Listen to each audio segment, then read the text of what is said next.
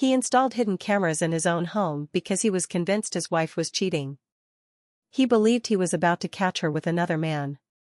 Instead, what he saw forced him to question something far more uncomfortable than betrayal. Hi everyone, I'm Mia.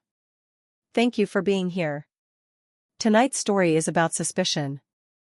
About how quickly doubt can grow when silence replaces communication. It's about a man who thought he was protecting himself from infidelity, and instead discovered how fragile trust can become when fear takes control. Daniel was 47 years old and had been married for 19 years. He and his wife, Laura, had built a steady life together. 2 children, a comfortable home, a routine that felt predictable in the best way. From the outside, they looked like a couple who had already passed the most turbulent years. And for a long time, they had. The changes were subtle at first. Laura began keeping her phone closer than usual. Not hiding it, not snapping at him if he touched it, just holding onto it with a quiet awareness. If Daniel moved it off the counter, she would glance over instinctively. When messages came in, she sometimes angled the screen away without thinking. Individually, those moments meant nothing. But Daniel started noticing them all at once.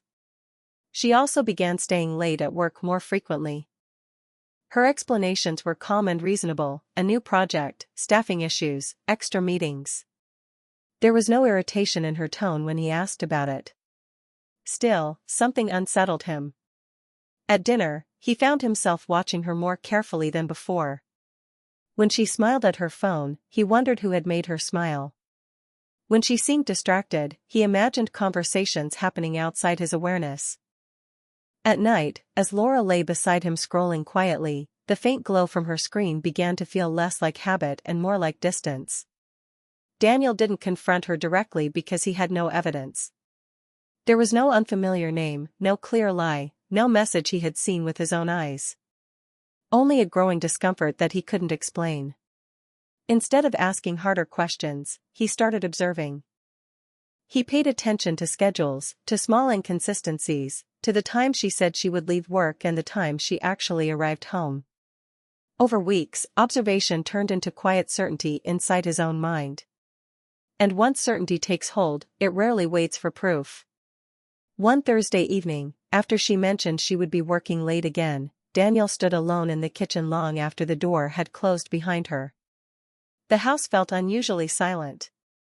In that silence, he realized something troubling: he no longer trusted his own perception. He couldn't tell whether he was ignoring something obvious or inventing something that didn't exist. That night, he ordered 2 small indoor cameras. He told himself it was temporary. A way to quiet his thoughts. If nothing happened, he would remove them and never speak of it again. When the cameras arrived, Daniel installed one discreetly on a living room shelf and another in the kitchen, angled toward the back entrance. As he adjusted the settings, he felt both ashamed and relieved. Ashamed for crossing a line. Relieved that soon he would finally know. For several days, the footage showed nothing unusual. Laura came home from work, prepared dinner, folded laundry, moved through the house exactly as she always had. Late at night, after she fell asleep, Daniel reviewed hours of ordinary domestic life and began to feel foolish. Then, one Monday afternoon, a motion alert appeared on his phone while he was at the office. Laura had come home earlier than expected. He opened the live feed. She walked into the kitchen slowly and set her bag down. Instead of moving toward the sink or refrigerator, she stood still for several seconds, staring at nothing. Then she reached into her bag and removed a small envelope. Daniel leaned closer to his screen. From the camera angle, he couldn't see clearly what was inside. He expected something incriminating. Something that would justify the suspicion he had been carrying for weeks. Instead, he watched her shoulders begin to shake.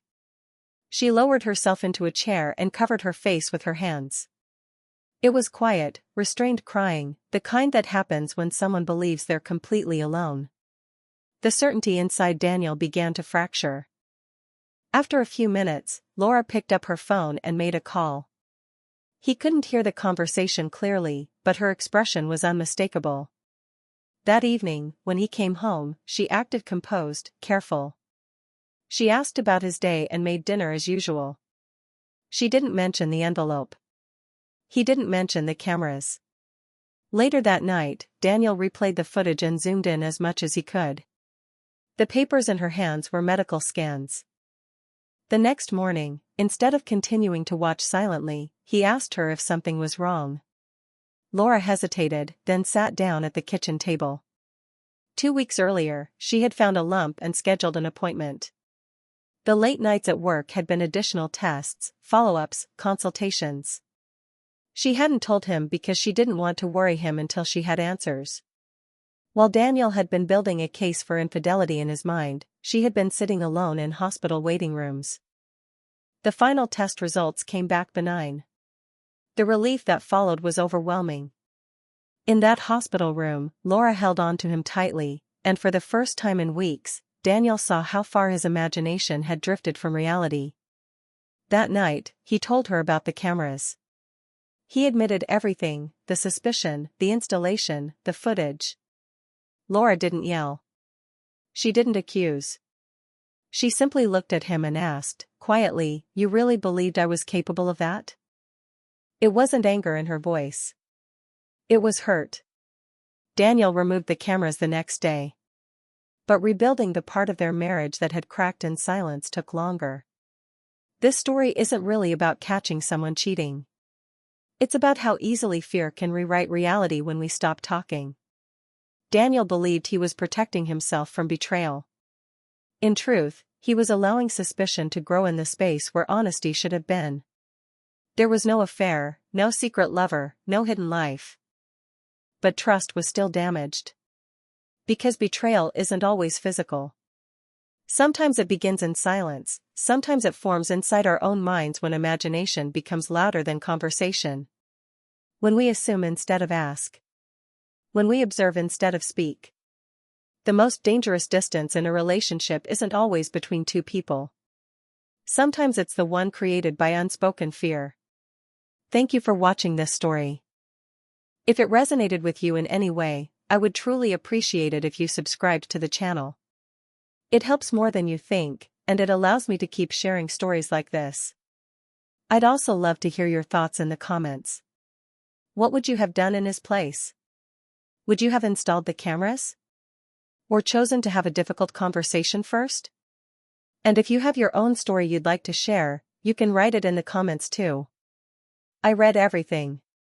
See you in the next story. Bye.